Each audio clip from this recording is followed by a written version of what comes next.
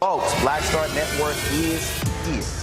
Oh, no punches! I'm real revolutionary right now. Support this man, Black Media. He makes sure that our stories are told.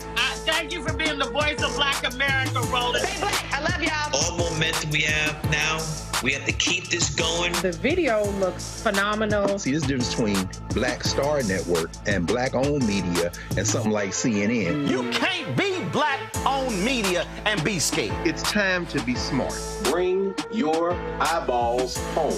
You dig?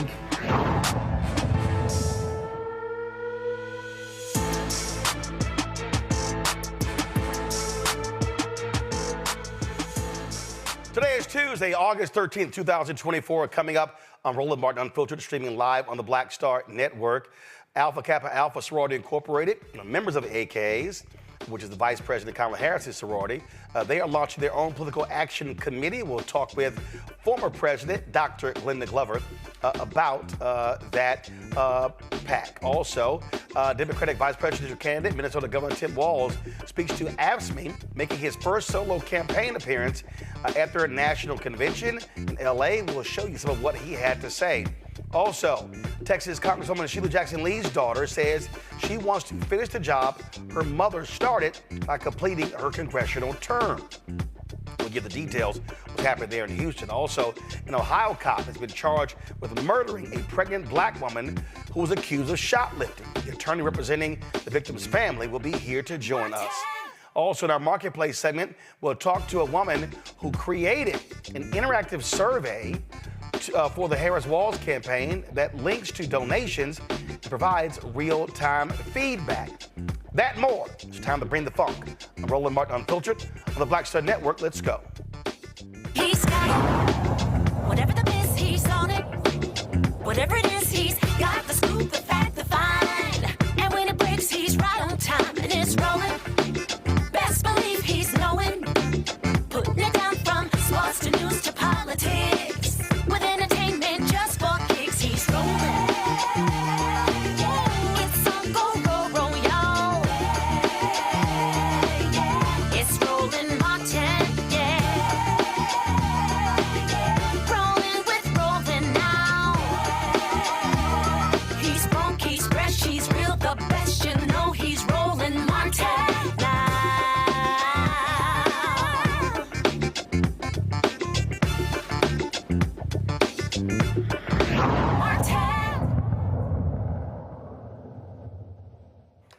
So a lot of people, when you hear about nonprofits, they assume that they cannot be involved in politics. Now, organizations cannot endorse candidates as an organization, but they can be involved in public policy issues.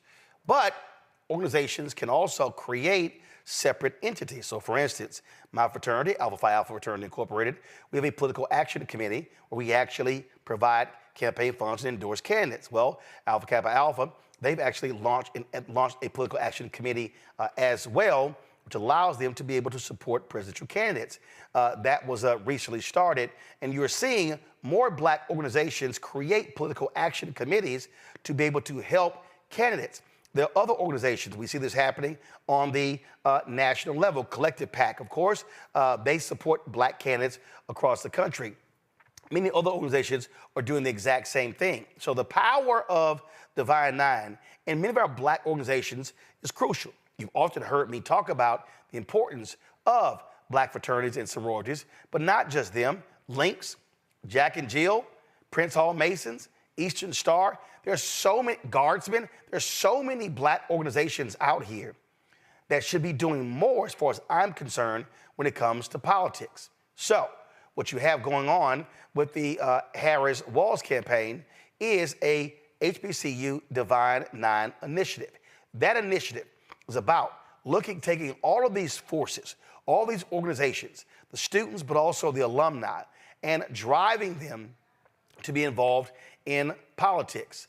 One of the folks who is involved with that is the former president of Tennessee State University, Dr. Glenda Glover. She happens to be also former international president of Alpha Kappa Alpha, so she knows a little bit about Divine Nine. She joins us right now. Dr. Glover, glad to have you here.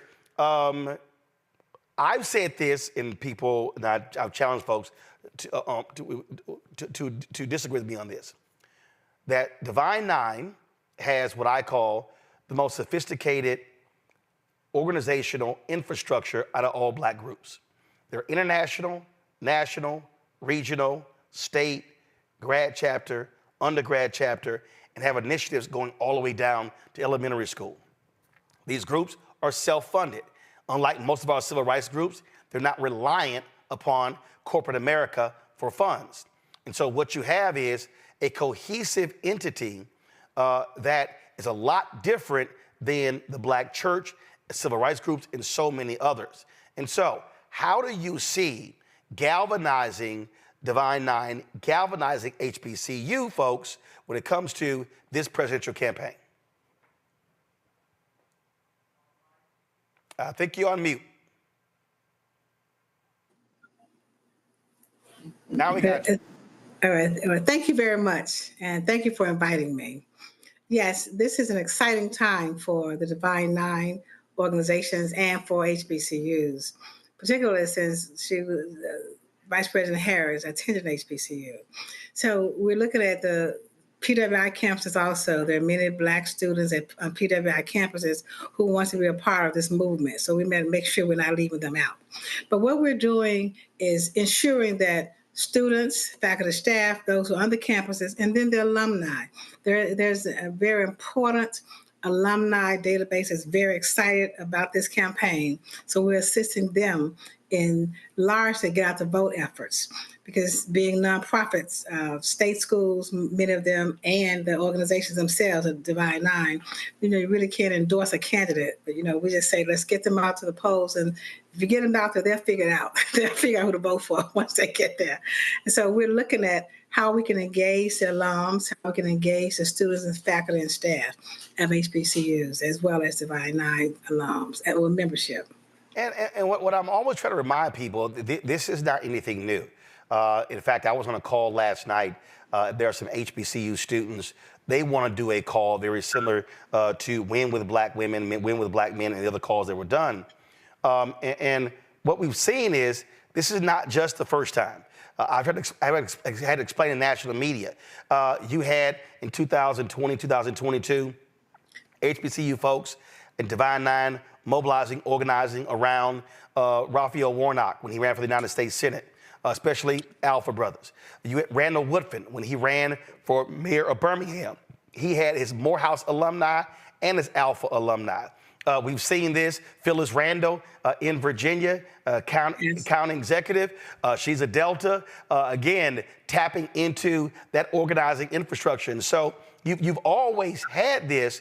Now the theme, though, is just keep impressing upon folks how to truly maximize all of this energy and power that we have, or what I say is unused power.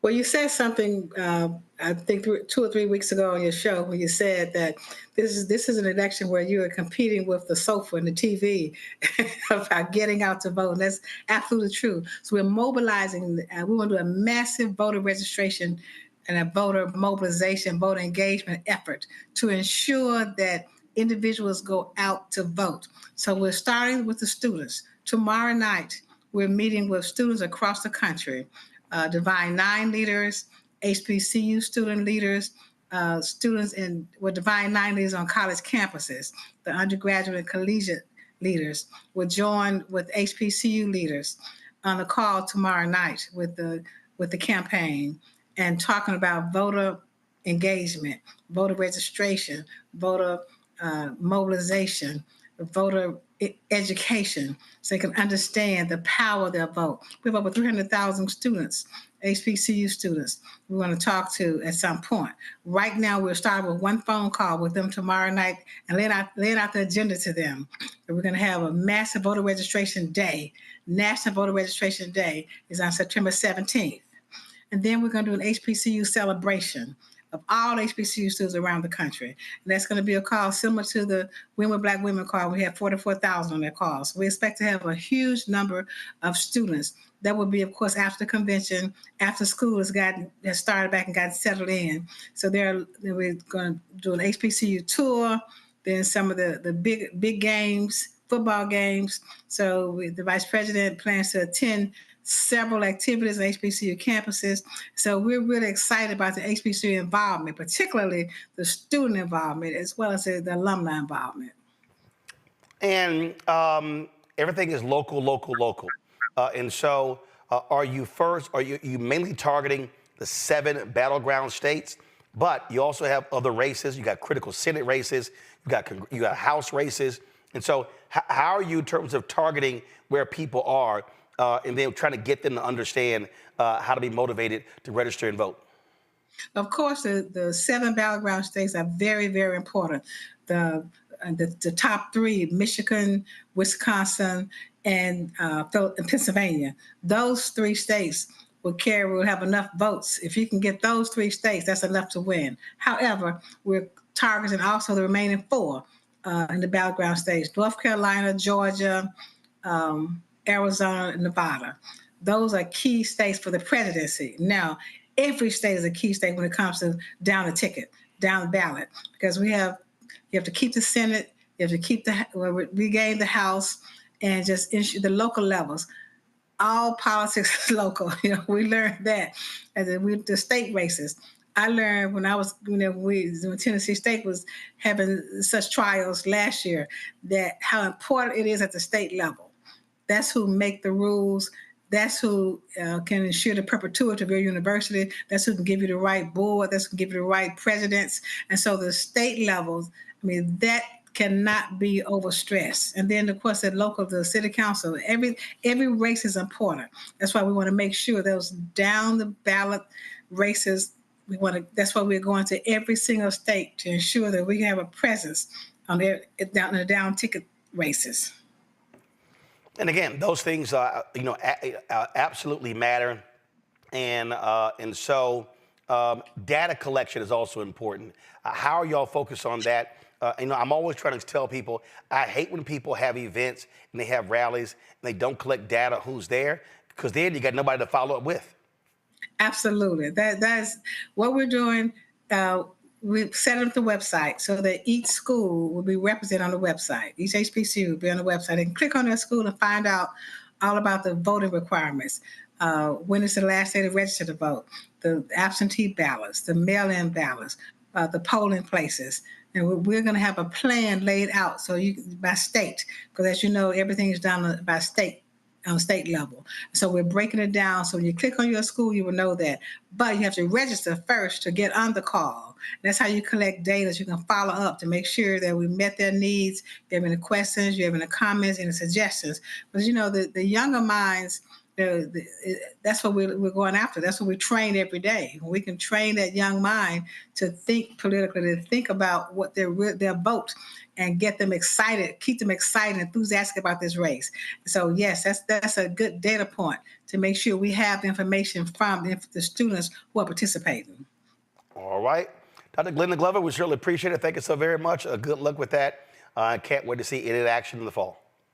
But thank you very much, and thank you for all that you do. All right. Thanks so much. All right, folks. When we come back, we're going to talk about this with our panel. Also talk about the AKs creating their PAC and how more of us need to be very much involved in the political process on the funding side as well. You're watching Roland Martin Unfiltered right here on the Black Star Network.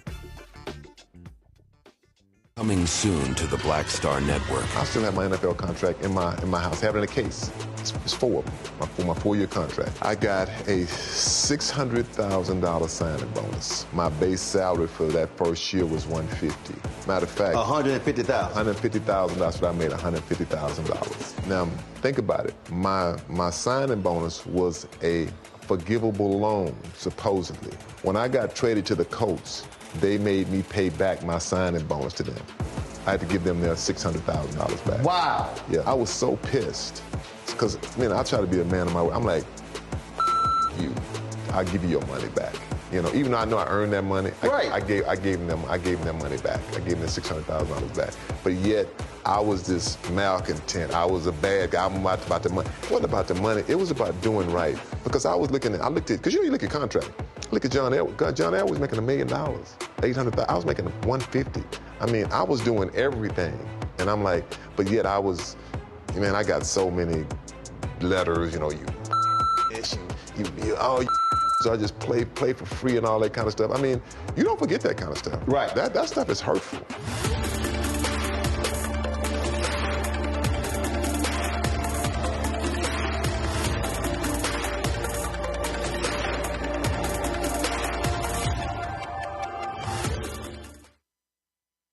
When you talk about blackness and what happens in black culture, we're about covering these things that matter to us, speaking to our issues and concerns. This is a genuine people-powered movement. There's a lot of stuff that we're not getting. You get it, and you spread the word. We wish to plead our own cause.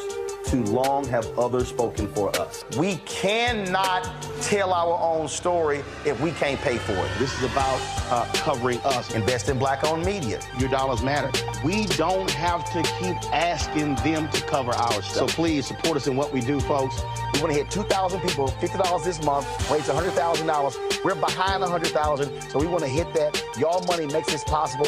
Check some money orders. Go to P.O. Box 57196, Washington, D.C. 20037-0196. The Cash App is $RM Unfiltered. PayPal is R Martin Unfiltered. Venmo is RM Unfiltered. Zelle is Roland at RolandSMartin.com.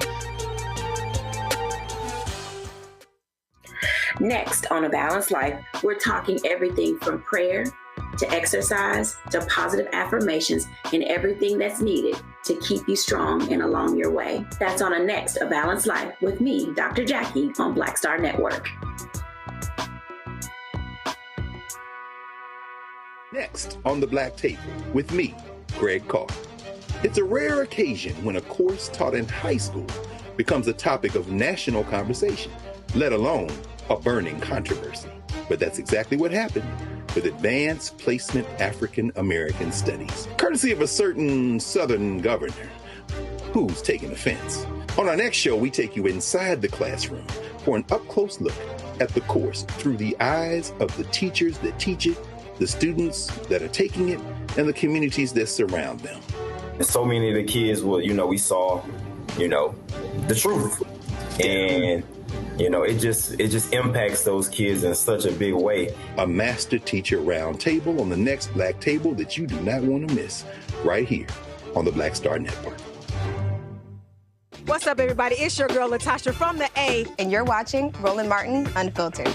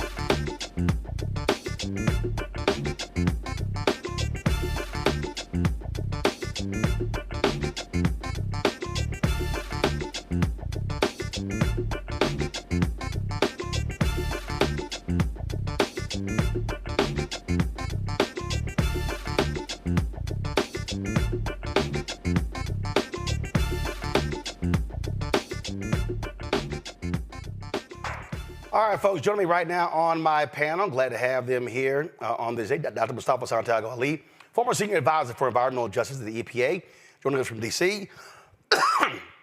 Nola Haynes, Georgetown University School of Foreign Service, joining us from D.C. as well. Dr. Larry J. Walker, assistant professor, University of Central Florida, joining us from Orlando. Glad to have all three of you here. Mustafa, I want to start with you. 2008 probably was the first major effort where African Americans began to bundle dollars, began to create political action committees. And that was with, of course, the election of President Barack Obama. You saw smaller efforts in different cities where you had Chicago, Atlanta, and others. When you talk about really, really engaging the political process, understanding PACs, how money is important, you begin to really see that in 2008. I think ever since then, you're seeing more African Americans understand why giving matters, funding our own campaigns, and being able to impact the political process that way. Yeah, without a doubt. I mean, money is a big part of politics. And if you want to be able to play a significant role in that space, of course, our vote is incredibly important, but also being able to support the candidates that are in alignment with what your values are and what the particular needs are of the communities that you serve. So if you want to be serious about helping to frame out the direction that our country needs to go in, then you've got to be in that space. And you raised the collective PAC earlier. You know, the great work that Quentin and Stephanie has done and others has been incredibly important in supporting Black candidates, because often, if you take a look historically for folks who come from our communities and run, they had a difficult time in being able to have the dollars that were necessary to be able to mount a real campaign. So this gives us an opportunity to not only level the playing field, but to also make sure that candidates understand what our North Star looks like and what we expect from them, and also to be able to hold folks accountable. So for folks who are out there who have big organizations that they're a part of, they should definitely give consideration to starting a PAC or becoming a part of one and supporting it. You know, on that particular point there, Nola, listen, money is access and the ability to be able to get in front of candidates and speak to the issues. And that's why, and look, that's why people actually give. To the point Mustafa made, for a lot of Black candidates, they've grossly been underfunded. And so now, by understanding how you begin to raise money as a collective, how do you then begin to tap into your networks? As I said, when Randall Woodford ran for mayor of Birmingham, he tapped into his Morehouse alumni base. He tapped into his Alpha Phi Alpha base. And of course, that's no shock because you got 3 alphas sitting on this panel with you, Nola. So that's what, come on now, don't hate, congratulate. We might let you celebrate. So what you're dealing with is you tap into your networks when you need those resources. Absolutely. And representation plays a huge part of this. You know, in the Black community, a lot of us, you need to prove stuff to us. And with the Win with Black Women call, I was so privileged and honored to be on that call, the power, the energy, the momentum. So it's a combination of seeing Vice President Harris at the top of the ticket, seeing her shining and glowing and all the things, and then to see the power of the Win with Black Women fundraising, to see the power with Win with Black Men fundraising. So that momentum and actually seeing that we can see ourselves at the top of that ticket in that way, I think it's a perfect storm in a very beautiful sense that people are actually seeing how important it is for us to raise our own money to make sure that we are supporting everyone up and down the ticket. So representation, momentum, and proving to Black folks, this is how we do it. And I think it's a beautiful thing. It's a powerful thing. And I think we'll see a lot more of it. Larry? Yeah, so Roland, what you described in the conversation with Dr. Glover is the intersection of Black political empowerment and money. And as you highlighted, Roland, listen, we know everyone on the panel, you need money to run a campaign. And in many sense, if you're running for a Senate seat, you need millions and millions of dollars. So I think it's really important as we have this conversation, particularly in the context of HBCUs. Obviously, we know how many of the states you highlighted earlier are really important. I must note that North Carolina has the most HBCUs out of any other state in the country. And so making sure you tap into that network of HBCUs, but obviously Roland, we discussed the importance of Divine Nine to make sure that people feel like this is an opportunity to get VP Harris in. Also, make sure we control the Senate, switch the House, so we can get bills focused on law enforcement to address some of the issues related to law enforcement, and through the George Floyd Policing Act to address issues that have plagued the Black community for generations. Hear candidates often say, people will say, hey, man, I'm praying for you. They're like, hey, I appreciate you praying for me, but I also need you giving to me as well. And so prayers are important, but money also goes a long way in politics. When I was telling you about the Alpha Kappa Alpha Political Action Committee, and listen, folks, there are actual rules when it comes to PACs, because first of all, PACs are not supposed to be in coordination with campaigns. We know that's a lie, because it actually happens. So that's one thing.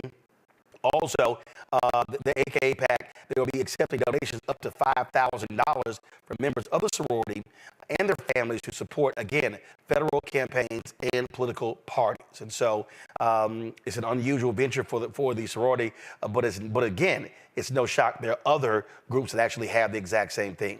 Got to go to a break. We come back, we're going to talk about this shooting in Ohio, where a cop has been charged in the death of a pregnant Black woman who was accused of shoplifting. Shocking and stunning video. We'll talk about that. Also, we'll talk about Governor Tim Walz in Minnesota speaking at the AFSCME convention today in Los Angeles, his first solo appearance since he was picked by Vice President Kamala Harris to be her running mate. You're watching Roland Martin Unfiltered on the Black Star Network. Don't forget, support the work that we do. Our goal is to get 20,000 of our fans contributing on average $50 each, which comes out to be $4.19 a month, 13 cents a day. Now, folks, do understand, we don't have millionaires and billionaires supporting this show. We're trying to sit here and do more and get these advertisers to support us, but the reality is that's difficult to do. So, everybody who gives during the show will get a shout out from me. Got several things that are going on. We got to raise $25,000 to go to the Democrat National Convention next week. Also, and I'm going to show y'all a little bit later in the show, a couple of things that are happening with our Robo-Mobile. Need an update on that as well. And so a lot of things happening. So we need your support for the work that we do. We're the only Black-owned media daily show. Ain't nobody else out here, y'all. What we do every single day with this show and the Black Star Network and the shows that we have there, nobody else is doing. The Griot and Byron Allen cancel all of their shows. They're gone. Didn't even last 1 year. Black Enterprise? Nope. TV One? Nope. Essence? Nope. Blavity? Nope. Rolling Out? Nope. All of these folks are not doing what we do every single day, giving you quality news and information that you cannot find anywhere else. So, send your check and money order, P.O. Box 57196, Washington, D.C., 20037-0196. Cash App, $RM Unfiltered. PayPal, R Martin Unfiltered. Venmo is RM Unfiltered. Zelle, Roland at RolandSMartin.com. Roland at RolandMartinUnfiltered.com. We'll be right back.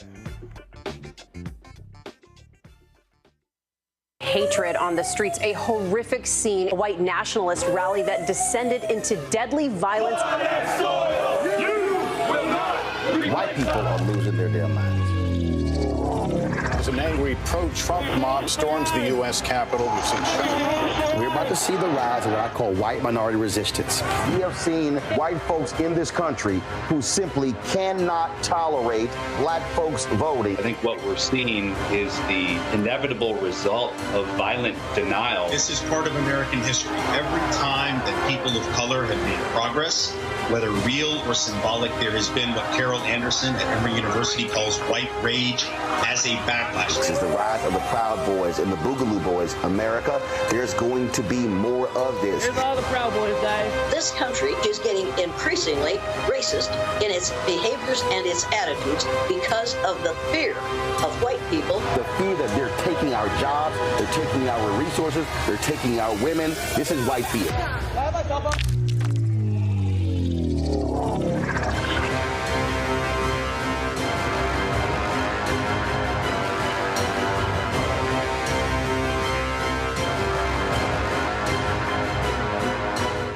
Hello, I'm Jamia Pugh. I am from Coatesville, Pennsylvania, just an hour right outside of Philadelphia. My name is Jasmine Pugh. I'm also from Coatesville, Pennsylvania. You are watching Roland Martin Unfiltered. Stay right here.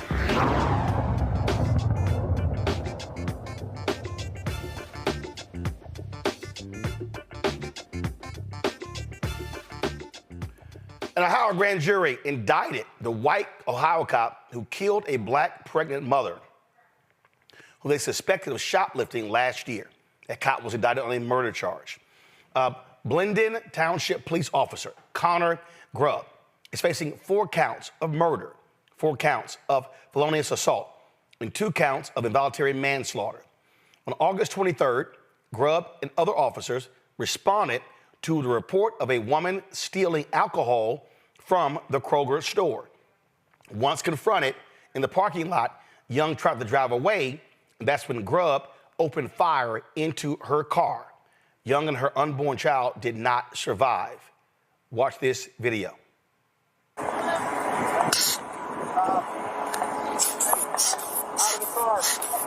of the car. Out of the car. Out of the car. Clinic 7 back in service, 1828. Get out of the car. Then get out.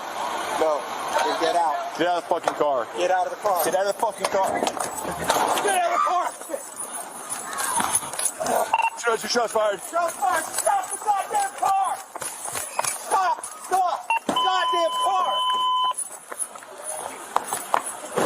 We're going to have a 34 on...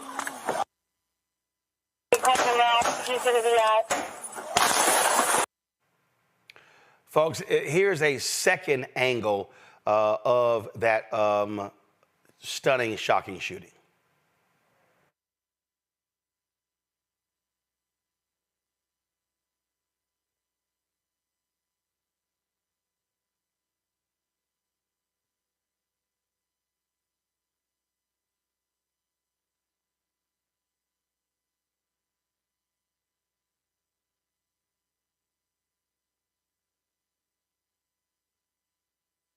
Angle here of this particular shooting of Takia Young, folks.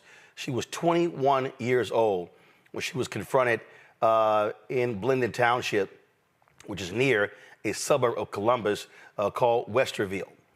Joining us right now is Sean Walton, the attorney for the family. Sean, glad to have you here. They concluded that the action this officer took was completely unnecessary, correct? Correct. And he's now indicted on 4 counts of murder, 4 counts of felonious assault, and 2 counts of involuntary manslaughter. So they saw what we just saw in that video. What was crazy here is that car starts moving and they just instinctively start firing. It's not like they were in danger. Yeah, and so, having this case for a year now, what we've come to understand is that this was totally unnecessary. Connor Grubb goes in front of that car, and he draws his weapon and points it at Takia as she is sitting still. A store employee came out and said that, she was stealing alcohol. At that point, Connor Grubb came over, stepped in front of her car, and pulled the gun out and said, "Get the F out the car." So, for us, this is a clear example of what comply or die looks like for Black Americans. There's no way that this petty theft should have resulted in his gun coming out, let alone him firing the second her car barely moves. And, again, when you slow it down, you'll see that she moves her steering wheel all the way to the right until it locks to try to make sure that she moves away from him but does not hit him as she's in fear of her life, as this gun is pointed at her. She was pregnant. She's already the mother of a 6- and a 3-year-old, and that child was due just 3 months later. Yep, November. Yeah, and so, what we have here is a family that's devastated, by this act of police violence. We have Takia, who was pregnant, and, she would have been the first girl. She had 2 boys already. Those boys have lost their little sister, and they've lost their family, off this act of unnecessary brutality. And so what we know about Connor Grubb is that he's a combat veteran. And I've had a lot of cases like this where we have these military veterans who have, served our country, but they've also been treating black and brown people as enemies. And then they're placed in our communities, and so they turn a Kroger parking lot into a combat zone. And so we can't have that. That's why these murder charges are so important, not just for Takaya, but for her unborn child, because that was a life that was lost. I'm curious. There were protests and things along those lines. Did any of these rabid pro-life people, did they join y'all? Because they always, pro-life. And so here you have an officer, not only killed her, but also killed her unborn child. Just curious. No, not to the extent that we would have thought. I mean, you would think that they'd be out there pushing, for support for this family, and it just didn't happen. And we've spoken very much about, how Takaya's unborn daughter had a right to life. And so, again, what we see is that there are different rules for black and brown people in this country. But at the same time, our hope is that through, pushing accountability here, we can ensure that the Constitution and the laws of this country work for black and brown people as well. It won't bring Takaya back, but, the video is one of the worst that you'll see. And it's a shame that it took this long to get an indictment. That process has to change, but he's now facing the fate that he should be facing, and that's a jury that he has to answer to. Well, one of the things that we always say listen, getting the indictment is one thing, but the conviction is necessary. And then after that, what is the sentencing going to be? So there's a whole lot more work and focus that needs to happen on this case. Yeah, absolutely, man. And I think that as we look at these systemic issues, I'm all about trying to figure out how we get radical change, right now, because even the conversation around whether she did anything that warrants her death here is not a conversation that should be normalized in any way. And so we have to really look at why Connor Grubb felt that he could pull his gun out in that scenario and cuss at this young girl because she looks young, and demand that she exit the vehicle, or else he was going to do exactly what he did. It didn't matter if she drove off. It's important to point out that that gun came out and the car was not in motion. He had no fear for his life. He just felt like he could be a bully with that gun, and that's what we see far too often. Indeed. Sean Walton, we surely appreciate it. We'll keep watching this case. Absolutely, Frat. Appreciate all the work you do. All right, bro. Thanks so much. All right, I'm going to go back to our panel. Larry, I want to start with you. This is the thing that we keep seeing over and over and over again. Accused of shoplifting. That's not enough to kill somebody. And that's what drives me crazy with these stories. The actions of these officers. They literally believe they can operate, act with impunity. And Roland, one of the things about it is, I know I said the last segment, talk about the George Floyd Policing Act. It just passing that bill, if we do eventually, it won't necessarily end these tragic murders of black folks, because this is rooted in racism. And we know one of the issues that black folks have when they're in encounter law enforcement is, we know, based on statistics, we're far more likely, based on an interaction with law enforcement, to end up dead. And so I think that context matters for folks understanding the fear that black folks deal with when we even see someone in law enforcement in a car walking by. But this young sister lost her life was taken from her, and the life of her unborn child. And it didn't happen. And one of the problems we deal with is aggressive cops, particularly those who see black folks and immediately think that they're a threat to their safety. And once again, this is more an inherent issue in our society. And once again, how do we deal with racism, confronting racism, and making sure people are aware of their racist views? Because we can't allow those folks who have these deep-seated beliefs to give them a badge and a gun. Because once again, we know that black folks, based on just interaction with law enforcement, are far more likely to be killed. Nola, Larry is right. And keep in mind, Donald Trump has been made perfectly clear. He wants to give cops 100% immunity, even in actions like this. Yeah. Well, first and foremost, Donald Trump is a national security threat for many reasons, and that being one of many. But, watching this video, this is my third time seeing the video, and every single time I see it, the thing that strikes me is the disdain and disgust in the officer's voice when he pulled his gun. it was like he just didn't like her even existing. It wasn't because he was in fear of his life. It wasn't because he thought he was going to be ran over. He just did not like this young Black person in front of him, clearly who he just thought was beneath him. You know, like you can hear the contempt in his voice. And, you know, in my line of work in the national security community, I'm surrounded by a lot of people, law enforcement, a lot of ex-military people. And this is one of the things that they also can't stand, because this does not help them in their work when they go out into the communities. One of the main issues is distrust in the communities. How do you gain trust when things like this keep happening? To ask that young Black girl to get out of her private property, to pull a gun on her at 6 months pregnant, and to talk to her like she is a piece of crap. These things, they just really make me very emotional. And this is another reason why Donald Trump and his ilk cannot get into office, because you're absolutely right, Roland. We will be getting gunned down and murdered left, right, and center. Mustafa.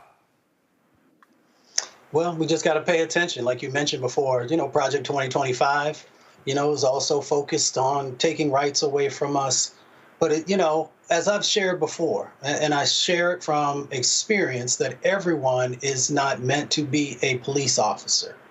And if we continue to not do these psychological evaluations and make decisions about who is fit to serve and who isn't, then you're going to continue to have these individuals out there that are quick to pull the trigger. They're quick to pull the trigger because, as the attorney had shared earlier, some of them actually think that they are at war with our community and with our people.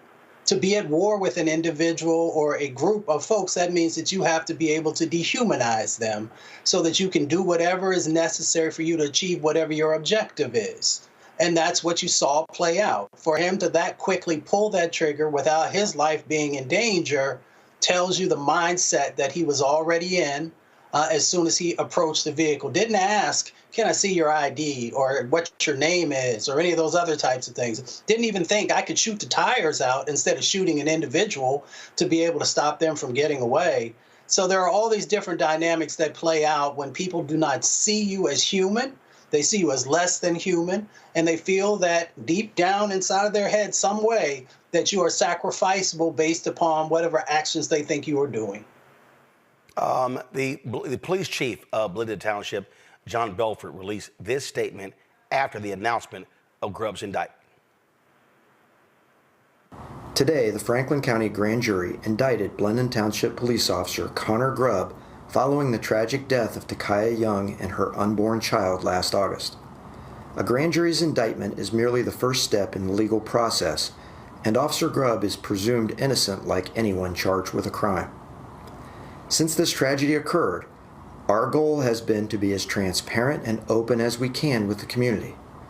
Because we requested an outside investigation, Blendon Township played no role in the investigation, and we continue to believe that you deserve to know as much information as we can provide.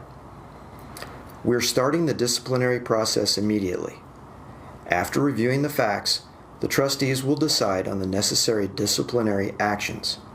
Ohio law and our contract with the FOP require us to take several administrative steps before we make any decisions. I want to be very clear. We're not passing any judgment on whether Officer Grubb acted properly. We haven't seen the evidence. However, since people who've been indicted may not legally possess a firearm, the indictment against him leaves us with no choice but to immediately begin the disciplinary process. Finally, I also want to address why we're now disclosing Officer Grubb's name. The victim's rights provision in the Ohio Constitution and state law are mandatory. The law doesn't leave law enforcement with any choice on whether or not to redact the names of potential crime victims unless the victim agrees to it. We redacted Officer Grubb's name as required by Ohio law until he was identified publicly by the prosecutors after the grand jury's decision. Justice is a process, not a result. Officer Grubb is presumed innocent, and the criminal justice system will take the matter from here. Folks, the Fraternal Order of Police Capital City Lodge number 9 President Brian Street, well, of course, you know exactly what he said. Capital City Lodge number 9 is deeply disappointed with the recent decision to indict Blendon Township Officer Connor Grubb. The grand jury process does not include a presiding judge or defense attorney. Prosecutors are free to present whichever evidence they deem fit. However, this discretion can sometimes be misused, leading to politically motivated indictments, which are highly concerning. The integrity of our legal system depends on unbiased and fair prosecutorial practices. Politically driven charges undermine public trust and compromise the pursuit of justice. We stand firm in advocating for an impartial justice system that focuses on truth and facts, not politics. I'm not reading the rest of that bullshit. Here's the whole thing here. When you see that kind of crap like that, what they're saying is, oh, we want the DA to do this in our cases, prosecute. Oh, as one of us, oh, the system is unfair. This is not impartial justice. Shut the hell up. Yeah, so, I want to say two things, and something that Mustafa said, something I thought about also, about why not shoot out her tires if you thought that there was a level of danger. But two quick points on what you just said, Roland. The man reading that statement, it was so dry. It was so impersonal. There was no sort of authentic engagement with the community, a community that is reeling from yet another senseless Black death. And that's part of the problem, right? And then you go to the statement that you were reading, something, again, that is impersonal, and making sure that the goal of the statements are to say, that the officer is not yet found guilty. So we need to make sure that, we're not prosecuting him in the eyes of the public. Not too much on the Black girl who was killed, but making sure that this officer isn't prosecuted in the eyes of the public. And we all saw that video where he put that gun on that young Black girl because he just didn't like her. So, this is maybe an issue that I should just stop right here talking about because I might get myself in trouble. But this has got to stop. This has got to stop. And hopefully it will, but unfortunately it hasn't. All right, folks, so tight 1 second, going to a break. We come back. Minnesota Governor Tim Walz talks to AFSCME, the National Convention in Los Angeles. In his first solo appearance, is being picked as the VP running mate with Vice President Kamala Harris. We'll show you some of what he had to say next on Roland Martin Unfiltered on the Black Star Network.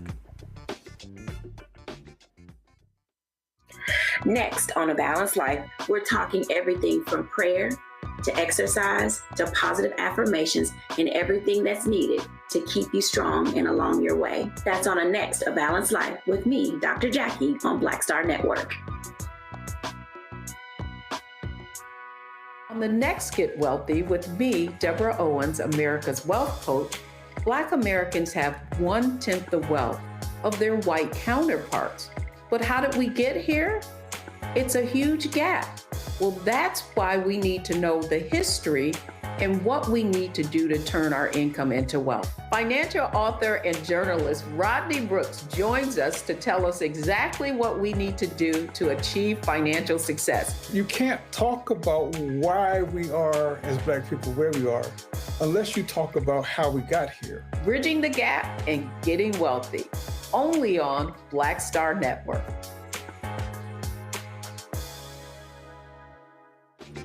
I'm Marissa Mitchell, a news anchor at Fox 5 DC. Hey, what's up? It's Tammy Roman, and you are watching Roland Martin Unfiltered.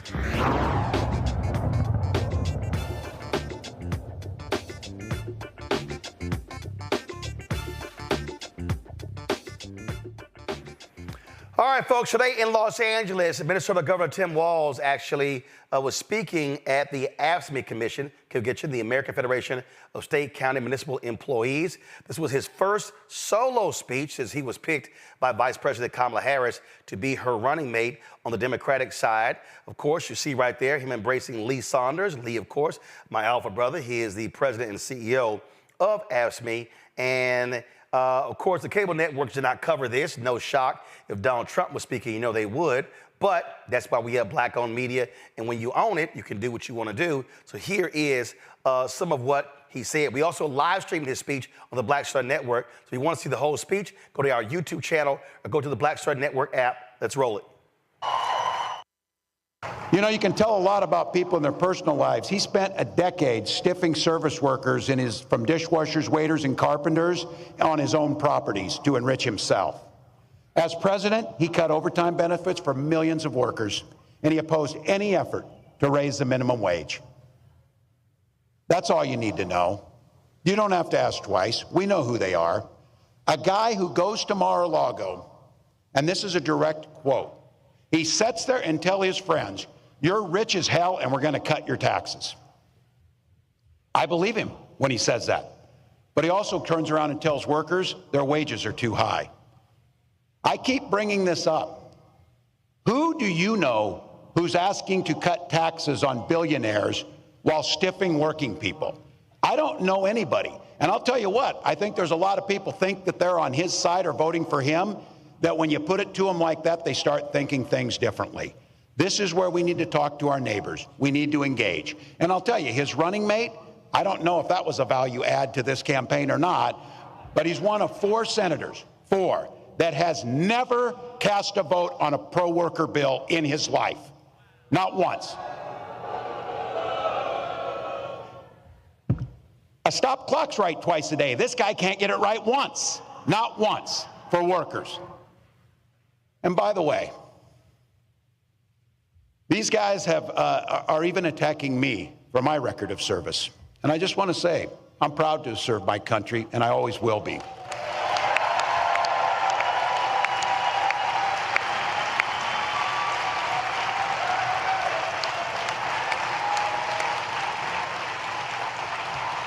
With my dad's encouragement, a guy who served in the Army during the Korean War, I signed up for the Army National Guard 2 days after my 17th birthday.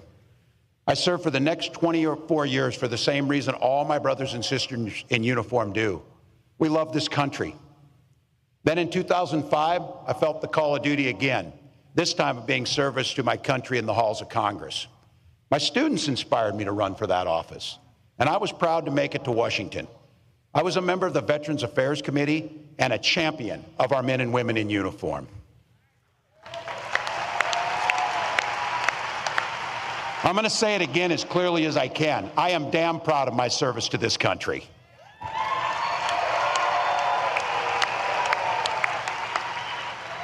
And I firmly believe you should never denigrate another person's service record. To anyone brave enough to put on that uniform for our great country, including my opponent, I just have a few simple words. Thank you for your service and sacrifice.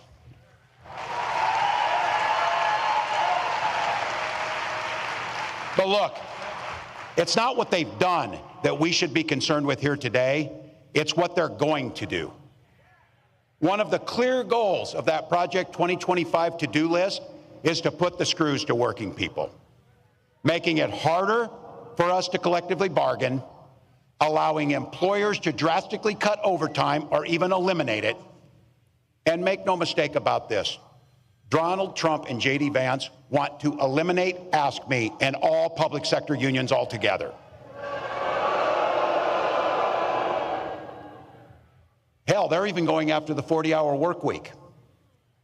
Someone was joking and said, what's next, child labor? Oh yeah, that's in there too, by the way. Reducing the rules around our children, putting them into dangerous jobs again. The folks who came before us spilt blood and treasure and spent their lives working to give us dignity and safety in our workplace so you can simply do a good day's work and go home to your family safely at night. Project 2025 will take all that away. It'll also repeal what you worked so hard for, the Affordable Care Act and its protections against pre-existing conditions, and they'll gut Social Security and Medicare. I said this too. Look, I guess you can't blame them if you're billionaires. I don't know, but I'm guessing billionaires aren't waiting for their Social Security check to come in to get by. But I know people who are, like my mom, who depends on her entire retirement on Social Security benefits that she earned, by the way, and that we have we should have every expectation that we're not cutting taxes for the wealthiest while we hurt the most vulnerable amongst us. So be clear. Trump's playing dumb. Oh, I don't know about 2025. Some of you heard this say it, because I'm not ever closing the yearbook on this. I'm a football coach at heart. And I'll tell you one thing I know for sure is, if you're going to take the time to draw up a playbook, you're damn sure going to use it. So don't think that they're not going to use that playbook they drew up, because they're going to. But I want to be clear. It's your neighbors, it's our friends that have been in this. I'm not talking about them. I'm talking about Trump, Vance, and this group that's around them. Because some of you in here with no or gray hair like me can remember when Republicans actually stood for and talked about freedom. We know they're there. We know those are our relatives. But it turns out that this guy means that freedom should be for the freedom of government to go into your exam room and tell you about your choices. You've heard me say it. This is not hard. In Minnesota, we respect our neighbors and we respect their personal choices. Now look, it's not difficult. I might not agree with my neighbor's choices or make the same one. But this country's great because we have a golden rule that makes things work. We mind our own damn business on those things. We mind our own damn business. Why would you think I need your advice to tell me what books I can and cannot read, or when to have a family or how to have a family, or what religion to worship, or how to organize?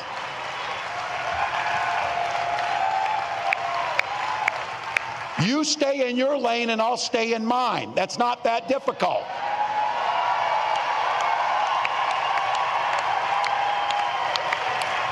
So be clear. You watch our next president as she comes out on stage and she comes out to a song about freedom.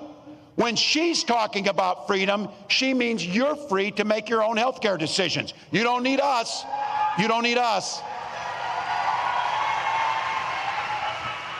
And as a school teacher, I'll tell you what, children should be free to go to school without worrying about being shot dead in their classrooms.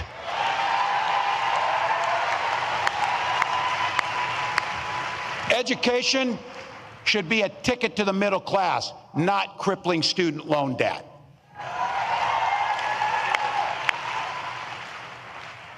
Here's the thing. We don't have that long to go here, but think about the future that we can create. We know what the past is. We know what these guys are going to do because they wrote it for us. Convenient of them to write it in Project 2025, so we know that. That's not the future we want.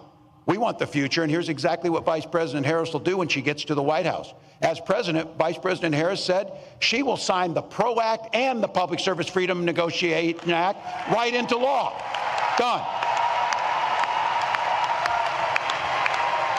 We will stand together on the fundamental principle to collectively bargain for your own lives and your own jobs.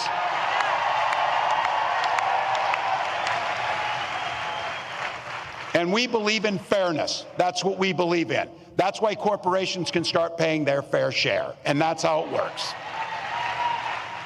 At the same time, what we did in Minnesota is lower taxes for the working folks, and we have the fairest tax system in the country, and things work out pretty well. We can protect Social Security. And something we did, and I want to thank, I know they're in here, my Minnesotans who are in the House. It was AFSCME that put into place the most generous paid family and medical leave in the country in Minnesota.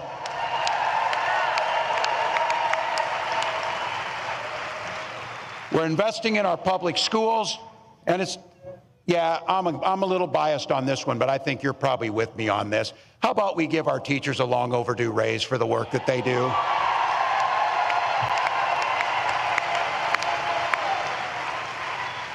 All right, I know you've heard these speeches, big order, optimistic or whatever.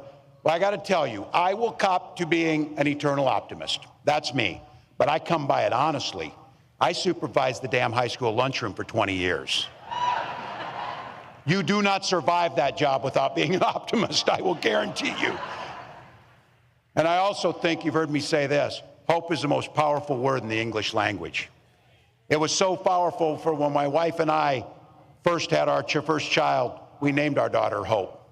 But my wife often reminds me, hope is a great word and a beautiful name, but it's not a damn plan.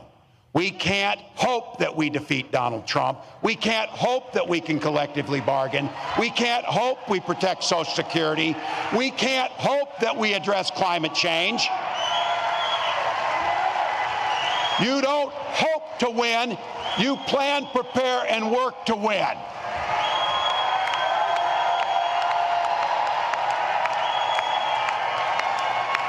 Look at this place. This place is filled with people who like hard work. These are people who get up and enjoy hard work and know how to get it done. So what do you think? A room full of 1.4 million AFSCME members, and this room here, how many voters do you think we could turn out in an hour? How many friends can we bring to the polls? We got over 4,000 people in this room. We won states by less than 10,000 votes in some cases. And I don't know about you, and I know it. This is going to be a close, tough race. It is going to be a tough one. But if each of us does an extra shift, an extra hour, a little bit more, we get to wake up on that morning after the election and know that the work we did transformed the lives for millions, transformed generations, impacted the world. Ask me. That's how it happens. That's how it happens. That's a plan. That's how the hope turns into the reality, turns into improved lives. It's just like that. We organize, we donate, we volunteer. Look, I've been around you people. I know the jobs you do. I know what this president does, because I thought you had to register to vote in Minnesota. You were out there so much for me because you were living there. You turn elections. You turn lives. You negotiate contracts. You press legislatures to do the right thing. We know how to do this. We've got 84 days to take control of our own destiny. 84 damn days. And I've said this, you hear me say this. That's easy. We'll sleep when we're dead. We'll do the work now. We'll do the work now.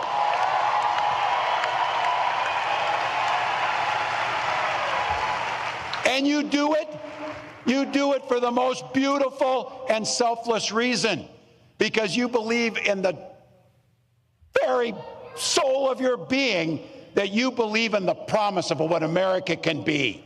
You believe we can all enter the middle class. You believe we can all have dignity. You believe we can all thrive. But you know what? We got to fight. Because as the next president of the United States says to me often, when we fight, we win. When we fight, we win. When we fight, thank you, AFSCME.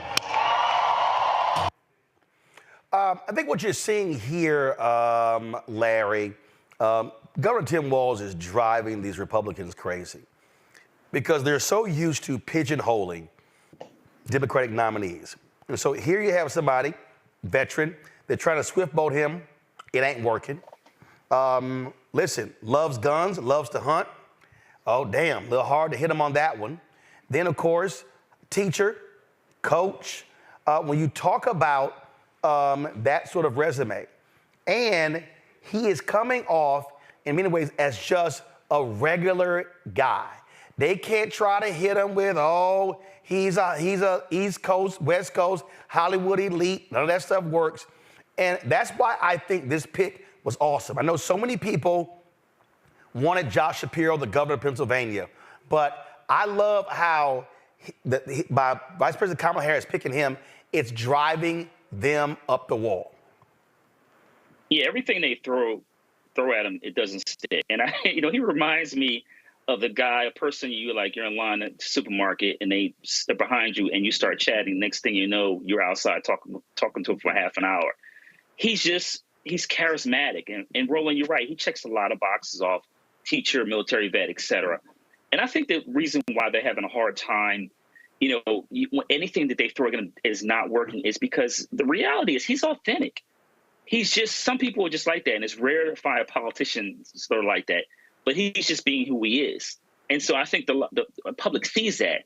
So the trouble in terms of trying to swift voting and all these other, allegations they're trying to make against him is not working, is that he's authentic. And then on top of that, he's charismatic, and he comes across as kind of an everyday man who happens to be a governor of a state, and maybe possibly in the next couple of months, Vice President of the United States. And so, in contrast with J.D. Vance, who is a venture capitalist, who doesn't come across as authentic, and then that's why you got all the memes about dolphins and couches and everything else, because there's a lack of authenticity there, and people pick that up right away. And the other thing here, Mustafa, that you're seeing, again, I talk about the contrast. How when you listen to Governor Tim Walz, when you listen to Vice President Harris, they totally sound different. What they're focusing on, what they're engaged in, is the language they use.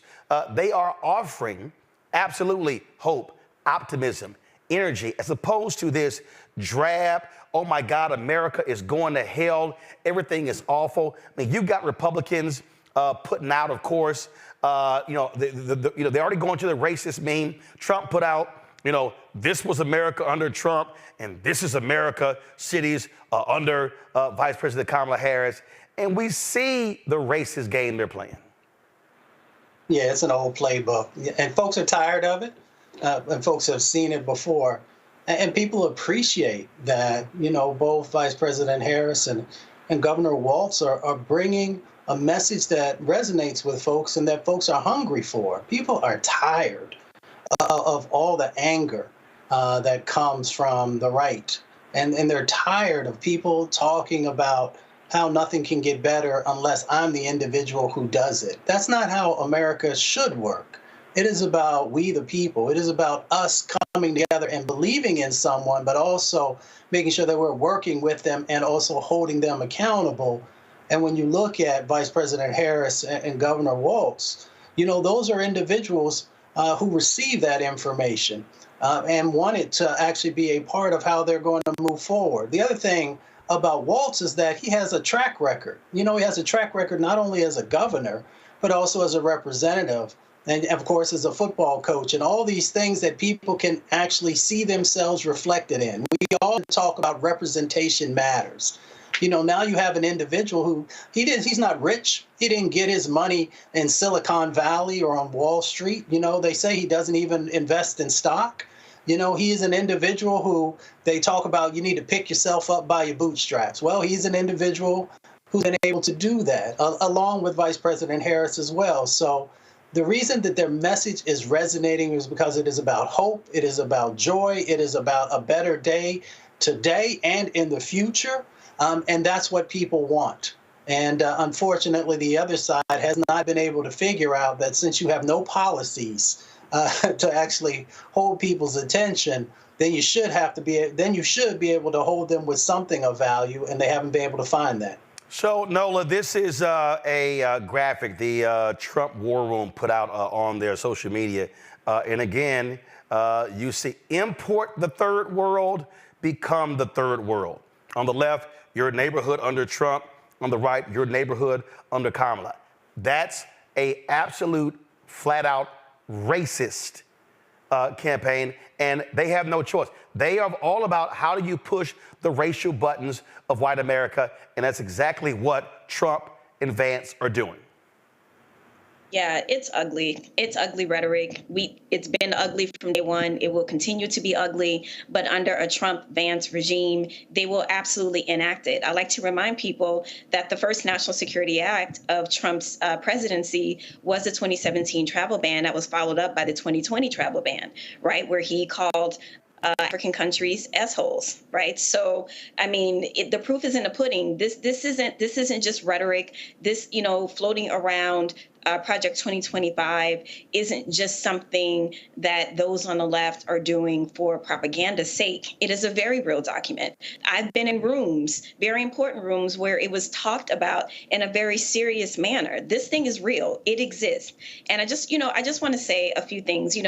about Coach. The one thing that I love about Coach, first of all, hope is here. I want to start there. Yes, I'm Team Hope. I'm all about it. And Coach is relatable.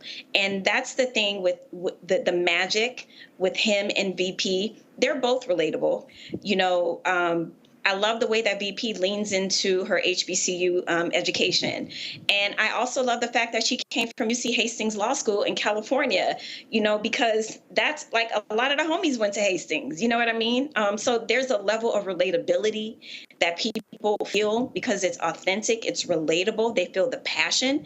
And what the other side wants, people talk about this return to 1950s. I'm going to go back further. They want the Gilded Age back.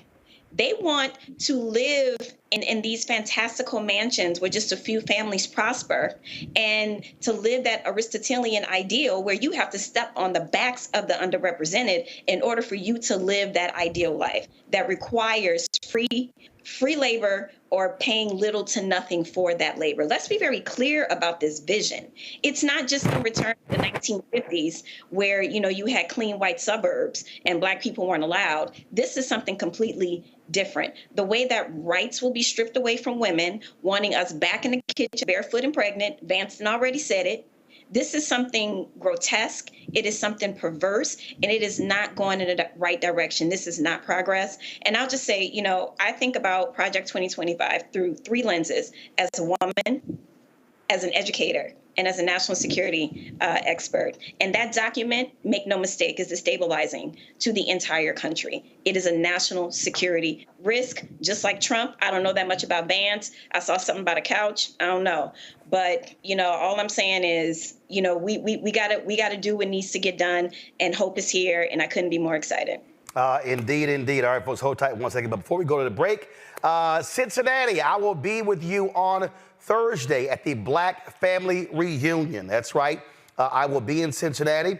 Of course, the Black Family Reunion celebration was founded by the National Council of Negro Women in 1989 to celebrate and recognize the strength of the African-American family throughout the nation. I'm going to be at, here's the location. I'm going to be at Corinthian Baptist Church, 1920 Tennessee Avenue in Cincinnati. The event begins at 7 o'clock, so I look forward to being in Cincinnati again on Thursday for the Black Family Reunion. So look forward to being there. I'll broadcast live the first hour while I'm there, and then, of course, then I go speak, which will also carry on the Black Star Network. All right, folks, got to go to a break. We come back more on today's show. Don't forget, support us in what we do as well by joining our Bring the Funk fan club. Send your check and money order to P.O. Box 57196, Washington, D.C., 20037-0196. Cash App, $RM Unfiltered. PayPal, R Martin Unfiltered. Venmo is RM Unfiltered. Zelle, Roland@RolandSMartin.com. Roland@RolandMartinUnfiltered.com. Let me shout out Justin Blakeney, Michelle Cheek, Deidre Swindale, Arnold Tillman, William McKinnon, Martha Johnson, Claudia Douglas Smith, Celia Richardson, for all giving or doing today's show. If you want to support us as well, folks, please join the Bring the Funk fan club. Again, Cash App, $RM Unfiltered. PayPal, R Martin Unfiltered. Venmo is RM Unfiltered. Zelle, Roland@RolandSMartin.com. Roland@RolandMartinUnfiltered.com. And yesterday, y'all saw me wearing the t-shirt yesterday. Says, "My Black Job is Voting." You can actually order that shirt. You can get a 10% discount by using the promo code ROLAND. Go to DaciasDesigns.com, DaciasDesigns.com to get your shirt, My Black Job is Voting. And again, some of the proceeds coming back to Roland Martin Unfiltered to help fund the initiative that we're doing. Go to the website or use the QR code right there on the right side. They have the shirt in multiple colors, all the Divine 9 colors and other colors as well. So if you want to get your My Black Job is Voting shirt, go to DaciasDesigns.com, DaciasDesigns.com. We'll be right back. On the next Get Wealthy with me, Deborah Owens, America's Wealth Coach, Black Americans have 1/10 the wealth of their white counterparts. But how did we get here? It's a huge gap. Well, that's why we need to know the history and what we need to do to turn our income into wealth. Financial author and journalist Rodney Brooks joins us to tell us exactly what we need to do to achieve financial success. You can't talk about why we are, as Black people, where we are, unless you talk about how we got here. Bridging the Gap and Getting Wealthy, only on Black Star Network.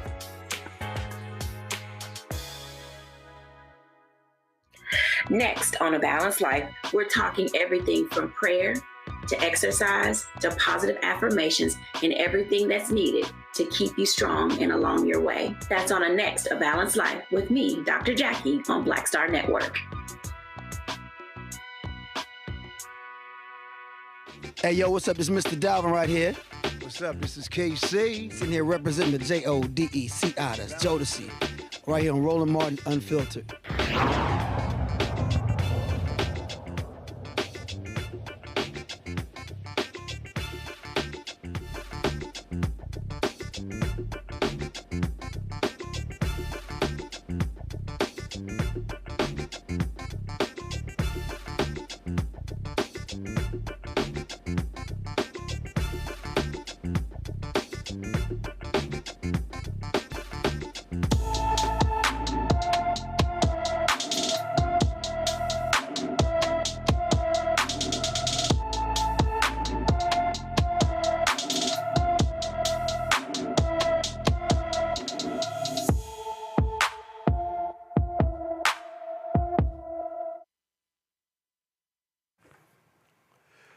Charlicia Hurd has been missing from her Auburn, Alabama home since June 28th.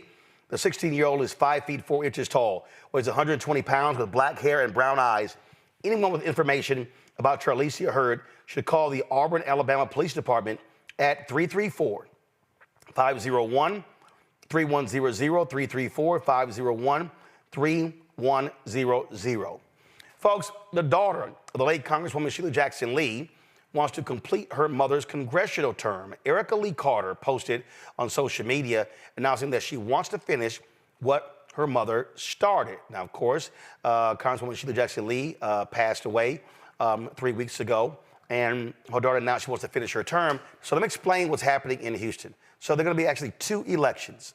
There's going to be election to finish the term of Congresswoman Sheila Jackson Lee, which ends, the 118th Congress, which ends in January, before the new Congress is sworn in. Then you have the new 2-year term. Now, Sylvester Turner, former mayor of Houston, he announced that he was running. Now, what's interesting is that the children of Congresswoman Sheila Jackson Lee announced they were endorsing him for the seat.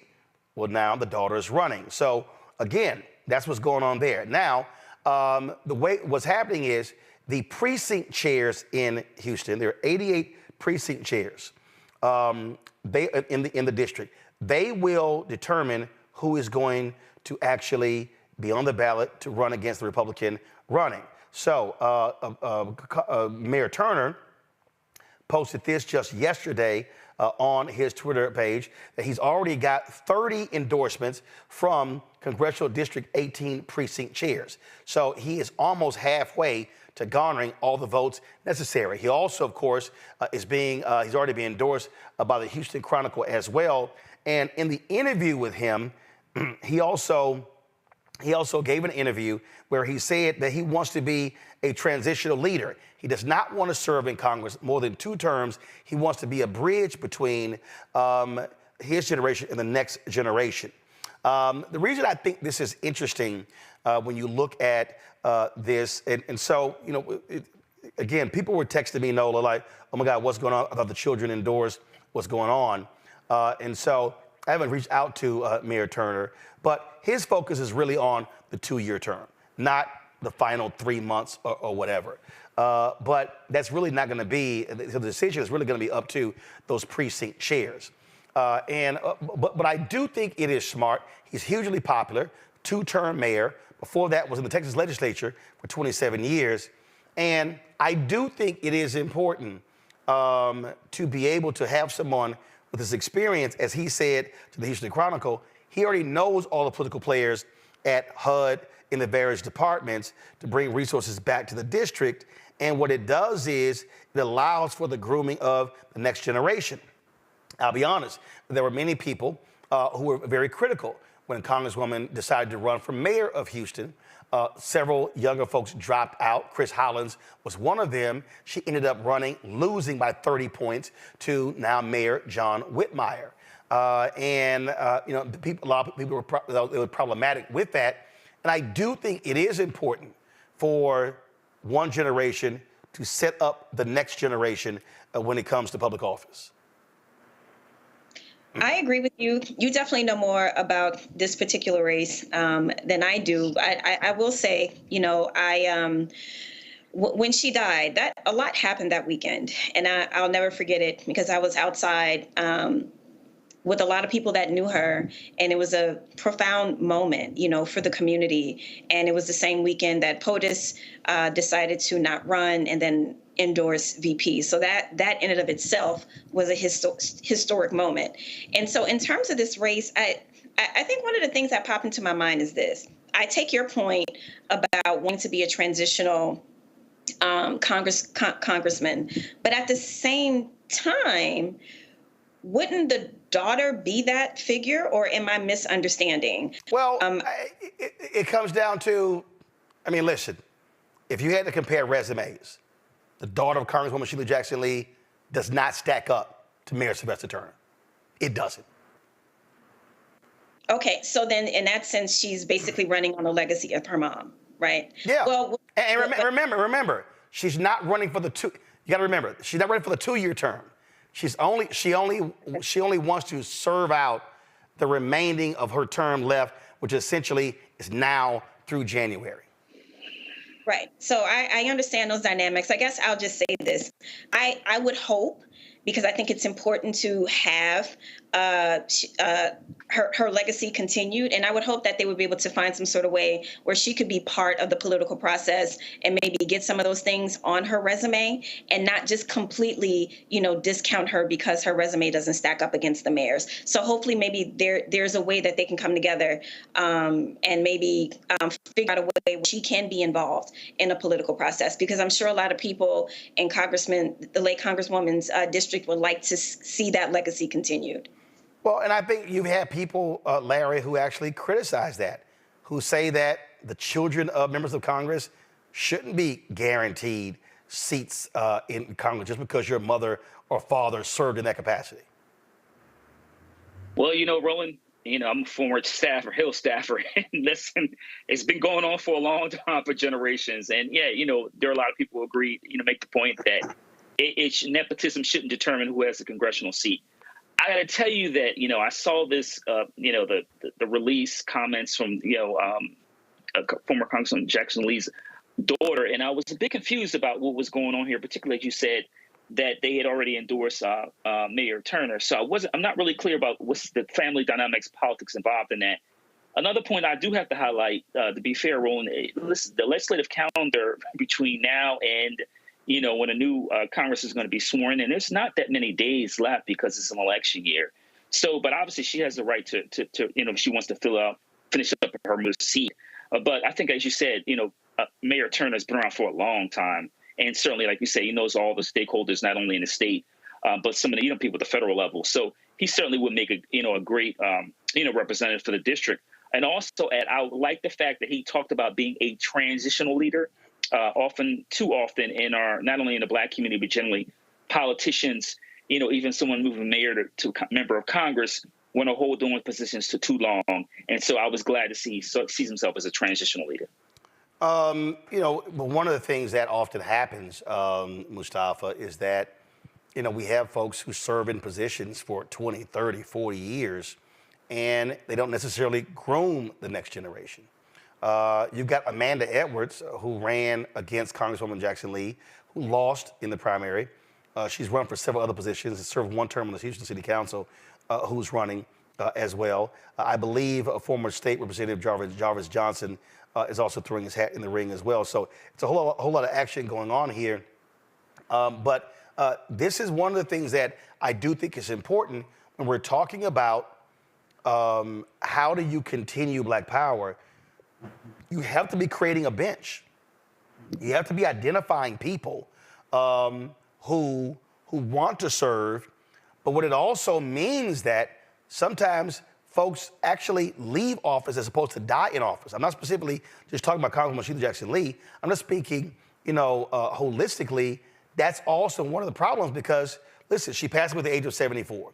A lot of times when they say, hey, wait your turn, sometimes that person is going to be in their 50s before they can actually serve. A lot of times you want younger leadership but here's the other deal. Congress, as Larry knows and you know, and Noah knows, it's all about seniority. So seniority matters. And so people always talk about, man, we need younger folks involved, not realizing that the system that's set up is actually designed for seniority. So if you're in your late 60s, 70s, and 80s, you've been there 30 years, you've accumulated a whole lot of power and a whole lot of chips that you can use. Well, you hit it on the head. It is about systems change.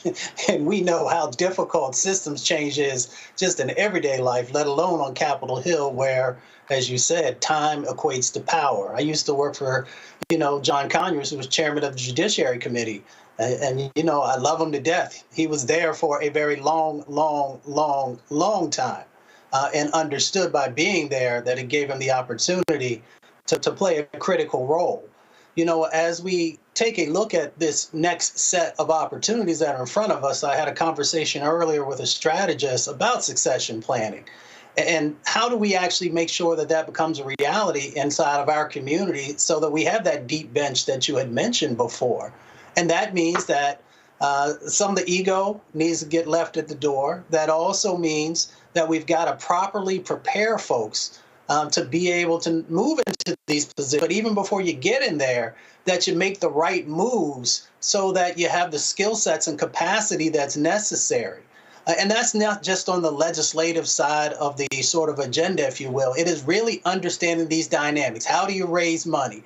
How do you not get caught up in some of the traps that we know that are out there for folks inside of our community and outside of our community? There are all these different dynamics that are a part of succession planning and making sure that we are helping the next sets of generations to have what they need, both the skills and the opportunities and the resources.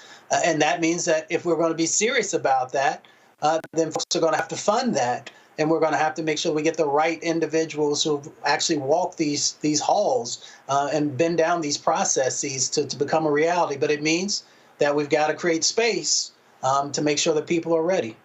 Indeed. Folks, let's go talk about Minnesota, where a white state trooper who killed a black motorist could be back on the job very soon. Ryan Longren was cleared in June of second-degree murder charges, the death of Ricky Cobb II during a 2023 traffic stop. Longren was charged with second-degree murder after shooting and killing Cobb on the morning of July 31st, 2023. Troopers had pulled Cobb over on Interstate 94 in Minneapolis, saying the lights were out on his car before learning Cobb was wanted for violating a domestic no-contact order in another county. Troopers ordered Cobb out of the car, but he started to drive away, and Longren shot the man twice. He claimed he feared for his life, of his partner, and said Cobb was reaching for his state-issued pistol. Now that he no longer faces charges, Longren can be reinstated as a state trooper and must complete additional training. Keep in mind, the prosecutor wanted to charge him, but Governor Tim Walz said he would have removed the prosecutor had they moved forward with that. Got to go to a break. We'll be right back. Roland Martin Unfiltered on the Black Star Network. Coming soon to the Black Star Network. I still have my NFL contract in my house, having a case. It's 4 of them, for my 4-year contract. I got a $600,000 signing bonus. My base salary for that first year was $150,000. Matter of fact, $150,000. $150,000. That's what I made, $150,000. Now think about it. My signing bonus was a forgivable loan, supposedly. When I got traded to the Colts, they made me pay back my signing bonus to them. I had to give them their $600,000 back. Wow. Yeah, I was so pissed. Because, I try to be a man of my word. I'm like, you, I'll give you your money back. Even though I know I earned that money, right. I gave them money back. I gave them $600,000 back. But content. I was a bad guy. I'm about the money. It wasn't about the money. It was about doing right. Because I looked at, because you look at contract. Look at John Edwards. John Edwards was making $1 million, $800,000. I was making $150. I mean, I was doing everything. And I'm like, but yet I got so many letters, so I just play for free and all that kind of stuff. I mean, you don't forget that kind of stuff. Right. That stuff is hurtful.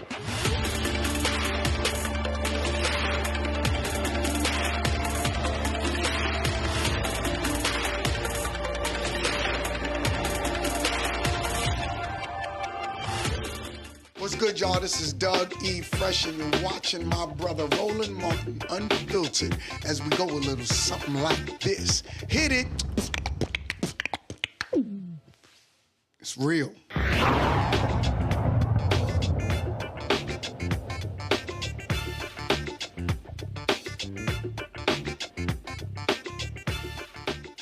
Yusef Salaam, the New York City councilman wrongly imprisoned as a member of the Central Park Five, now called the Exonerated Five, has been invited to speak at the Democratic National Convention next week in Chicago. He was one of the teens targeted by Donald Trump, who took out newspaper ads in 1989 calling for New York State to bring back the death penalty after a group of Black and Latino teenagers were arrested and accused of raping a white woman in Central Park.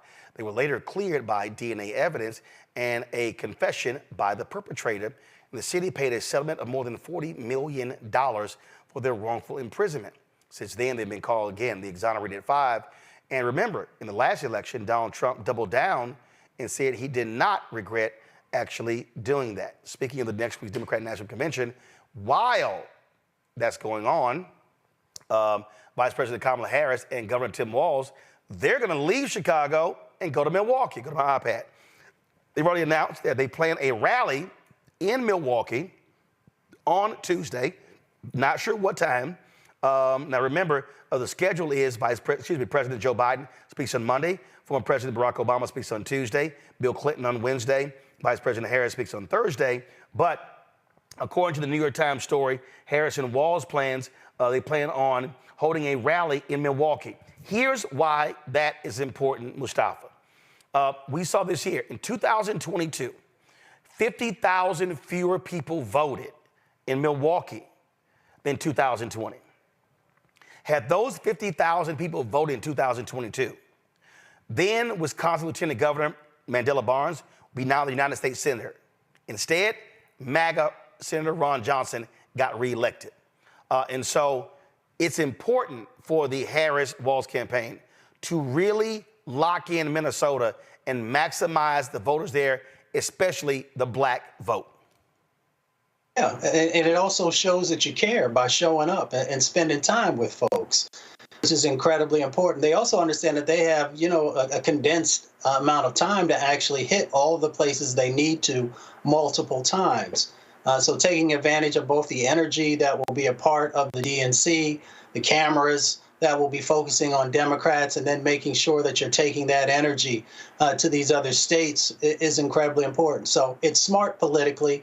And it will also help folks who maybe hadn't had the opportunity to hear from both of them yet to get up close and to be able to make a decision about if they want to share their vote with them or not. I think it is smart politics. You take advantage of your proximity. Milwaukee is only 80 miles away from Chicago. They're going to be holding this likely in the same place where the Republican National Convention took place as well. And so this is smart politics. Now, of course, those of us in media, it's like, damn, we're already going to be in Chicago. Now you're trying to go to Milwaukee, and then you got to get back to Chicago. But that's a whole different deal there. But Wisconsin is a critical state. Harris-Walz must win that state, and they are not trying to do what the Hillary Clinton campaign did in 2016, where she never stepped foot in Wisconsin. Mm-hmm. Listen, first of all, I love the energy. They are all over the place, which they should be. Like Coach said today, it's only 84 days left. that means they are going to be busy moment to moment to moment. And that also tells me something as a voter. That tells me that these two together are going to be energized for the American people inside that Oval Office. You know, there's a lot going on, not just in our country, there's a lot going on around the world. And one of the things that's important to me is that I know our leader is going to have a lot of energy to tackle all of the issues, that are happening. And to your point, 2016, there were tons of postmortems that were done after Hillary Clinton lost the race, and that was one of them. And the one thing that I've really admired about this campaign, even before POTUS decided that he wasn't going to run, is that the ground game has been strong.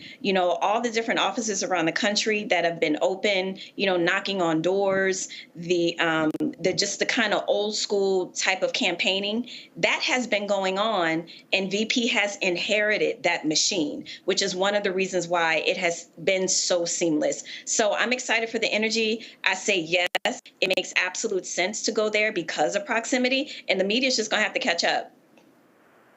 Larry? So the saying goes, there's no rest for the weary. And so we're only, less than 3 months out. It is a sprint to the finish. And also this is the VP is dealing with a condensed schedule because, the convention's next week and she was just confirmed to have enough delegates not long ago. So you got to work. And, we see on the other side that Donald Trump basically didn't do anything last week. He gave a speech in Montana, which is a red state, and he's obviously going to carry that state. So if you're going to get that same kind of low energy on the Republican side, on the Democratic side, you want to make sure you're out there hustling like you're selling mixtapes in the 80s and 90s, because you don't want, a few months from now say, hey, you know what, I wish we had done this, done that. No, it is a sprint. It is time to go to work. You won't get any rest, but you can sleep after the inauguration. And not only that, so Thursday, Vice President Harris is going to be with President Biden in Milwaukee. On Friday, she travels to Raleigh, North Carolina, where she's going to be unveiling some of her economic proposals. They were supposed to be in Raleigh last week, but those tropical storms that were all over the East Coast, that rain was just sitting on top of the Carolinas, kept them from having that event there in North Carolina. So that's what's going on. So it's going to be pretty interesting, again, having Harris-Walz holding a rally in Milwaukee next Tuesday, the same time Democratic National Convention is happening in Chicago. Speaking of that, folks, we're going to be live in Chicago all week. Our team arrives on Sunday. Beginning Monday, we're going to be broadcasting every single day from 6 p.m. to midnight. Folks, y'all don't have to waste your time watching those other networks. Y'all already know you ain't going to see any black people. You might get one. So CNN going to show you, they're going to show you Van Jones. They might throw Bakari on there. So MSNBC, you're probably going to see Joanne Reed. Fox News, they ain't showing nobody black. And ABC, NBC, CBS, ain't gonna be no black people. And so if y'all want the real deal, if y'all want the true black perspective, if y'all want to see the real kind of coverage, tune in to our coverage on the Black Star Network app, our YouTube channel. Again, we're live in Chicago Monday, Tuesday, Wednesday, Thursday, 6 p.m. Eastern, every single day. Looking forward to being there. And so your support is absolutely critical for the work that we're doing. And so we can't wait to bring you all the voices. It's a whole, let me tell y'all something. I was telling Carol, my producers, yesterday, going to the DNC with all them black people is like going to Essence. It's going to be stuff happening, breakfast stuff, lunch stuff, afternoon stuff, evening stuff. The convention is going to be watch parties. It's going to be concerts after each night is over. So I'm just telling y'all right now, I remember it was 18-hour days for me in 2016, 2012, covering the convention. Of course, you had COVID in 2020. So we got all of that. So it's a whole lot that will be going on. And we're going to have all the coverage for you next week. So this is the place y'all tune in. And I'm just going to tell y'all right now, ain't nobody else doing this. All the other black-owned media, they're not doing any of this. None of them. We're going to be there every single day, 6 hours every single night. And so please, y'all tune in to support us. And don't forget to support us in what we do. Join our Bring the Fuck fan club. So you're checking money order to P.O. Box 57196, Washington, D.C., 20037-0196. Cash App, $RM Unfiltered. PayPal, R Martin Unfiltered. Venmo is RM Unfiltered. Zelle, Roland at RolandSMartin.com. Roland at RolandMartinUnfiltered.com. Be right back. On the next Get Wealthy with me, Deborah Owens, America's Wealth Coach, Black Americans have 1/10 the wealth of their white counterparts. But how did we get here? It's a huge gap.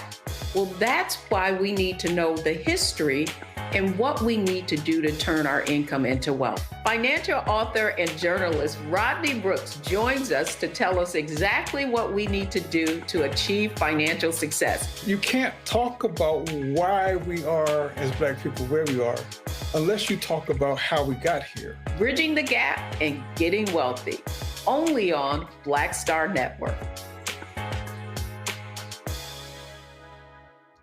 Next on A Balanced Life, we're talking everything from prayer to exercise to positive affirmations and everything that's needed to keep you strong and along your way. That's on a next A Balanced Life with me, Dr. Jackie, on Black Star Network.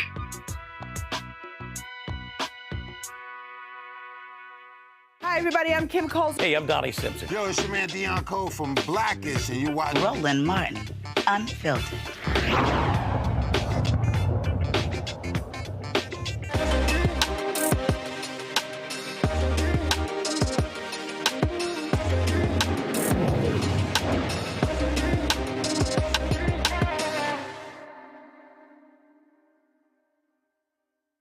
All right, folks.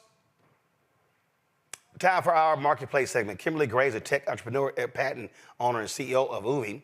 Also, creator of the NSYNC feedback platform, which was created as an interactive survey that links to donations and provides real-time feedback for political campaigns. She joins us now from New York. So, Kimberly, explain this technology. Hi, Roland. Thanks so much for having me today. Yes, I'm Kimberly Gray. I'm the CEO of UVI. We are a New York City-based software company providing communication and data solutions for organizations in the public and private sector. And our software platform, NSYNC, is a video-enabled, one of the first ever video-enabled survey apps that instantly allow organizations to communicate with their audience in real time. So what does that mean? Video testimonials with transcription, with AI insights, and it can easily be accessed by QR codes that go to an online survey platform. So we've been working with organizations to really help them understand what people are thinking in the moment, in their thoughts in the moment. And now more than ever, we need real-time engagement tools to understand what the people are thinking, what your customers are thinking in real time. Okay, so how does that work politically? So what are you actually surveying? What are you trying to find out in real time? Everything anybody would want to know about this election. And just to be clear, we do surveys for private sector organizations, companies like Hearst, working with them on supplier diversity, working with higher education and the city of New York. We're based in New York City. We're an MWBE certified vendor. But for this election, you know, especially in these battleground states, so many people want to know in real time, what are people thinking? So how does that work? So for instance, okay, fine. You got 7 battleground states. So do you have do you have 20,000, 30,000 people in each one of those states who you're regularly going back to survey? Is it broken down by demographic? And so in terms of, so how many people are you reaching? Are you surveying? Are you going back to those people every week, each month? So explain that. Right. So that's something that we're building out now. We're based in New York City, so we've been working with local city council elections. So now I think, and that's why I'm here today, is to provide this platform as an opportunity for people to be able to get that feedback in real time. So yes, because it's so easily accessible, it can be deployed just in a link from your website, in an SMS. So if you want to know what people are thinking in real time, we can facilitate that digitally. Right, and right. So who is it, but I'm saying, who is it going to? So if you're a campaign, so like, do you have the database or is it their database? how does that work? So, for instance, Yeah. I was talking to a major donor, and they were talking about there's a pollster who worked with the Obama campaign. So he has a grouping of 80,000 people who he polls and surveys every single month. And that's broken down, it's nationally, it's broken down by state, it's broken down by zip code. And so that's what I'm asking. Yes. You have the technology piece, but in terms of how do you reach those people? Right. Do you have that grouping, or is that what a campaign has? Yeah, so we can provide that for the campaign. So another reason that I'm here today is to provide these services for the campaign. So what it will enable you to do is to create the survey. In the back end of our cloud-based platform, you can access all of the responses. Everything's intake only, which is really important because you don't have to worry about disseminating any messaging and worry about people, presenting a lot of the things you deal with comments that you can't control. So this is a very controlled environment that allows you to, in real time, see the responses of people. And from those responses, we take transcriptions and tags for different keywords. So if people are very concerned about, let's say, the Supreme Court decision and the next potential nominees, they can talk about that. If they want to talk about abortion rights, they can talk about that. Because our system allows you with transcription to tag all of these keywords. And it's super simple, it's super interactive. And unlike watching the news or a broadcast, you can actually put your voice out there in real time, have those videos that can be shared on other platforms as well. So what political campaigns have y'all done this for up to now? Right. So we recently created one for the Harris-Walz campaign, which I would love to have presented at the upcoming DNC, because again, we're the only platform that actually allows the people to talk about what they're thinking in the moment. So imagine, and we do a lot of events, right? We've done tech events. So scanning this QR code in real time, you can actually, provide this information to the campaign directly because they're the ones who will be able to see the responses. So virtually, in person, this is a great way to just really understand what people are saying, right? Because when you're on calls, it's rare that everybody gets a chance to say something. So this is a way to capture all that information in real time and provide solutions and actionable data. Questions for the panel. Nola, you first. So first of all, thank you so much. I am a big tech nerd. I use a lot of tech in my classrooms, and also as a political scientist, I definitely appreciate the social science and the computer data science built into this technology. So two questions. So is it something like, say, like if I'm using an app in my class that creates some sort of word cloud by students like tagging certain words, and I can say, these are the things that you all are thinking about? Or is it something like, say, being part of a coalition of academics, and we are submitting our very strategic questions, to a larger company that then goes and runs these surveys for us that we pay a lot of money for to make that happen? Is it something in the middle? Is it something more accessible than that? And also, it's way more accessible than that. And I actually have some patented technology. It's called Action Command Messaging. And simply put, it allows you to share any type of text to the video capture screen in real time. And one of our first customers was actually in higher education with Medgar Evers College. We launched around COVID when everybody was going remote. And at that time, we saw an 80% increase in student engagement using the platform. So to your point, yes, those videos, those text responses do turn into tags or keywords, which you can identify hero words to understand what everybody is thinking or what the most popular answers are. So essentially taking kind of unstructured data, which you find in qualitative surveys, and turning it into structured data, which you have quantitative results for. So if is this like SurveyMonkey? Yeah, well, SurveyMonkey, a lot of the times they use templates to create surveys. They're our survey is about 65% response rate, which is extremely high and very engaging. And theirs is around 15%. But I would say the major difference is with SurveyMonkey, they usually do a lot of net promoter scores, which is like, oh, on a scale of 1 to 10, how great are we? You know, whereas we focus on a lot of short answer responses, which really allows voters or just customers or people in general to really express themselves. And we take that information and utilize AI to simplify it and provide responses for campaigns, for businesses to really understand what people are thinking in the moment. Gotcha. Where can, actually, I'll ask the question later. Larry, you're next.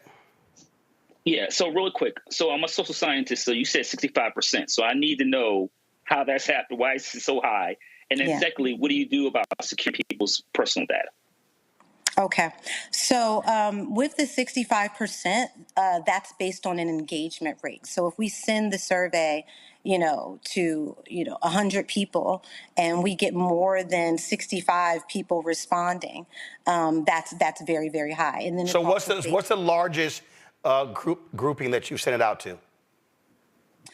At this point, you mean for surveying for campaigns or no for anything? I mean, how many? What's the largest group? 5,000. 5,000. And so you're saying you got a 65% response rate on that 5,000?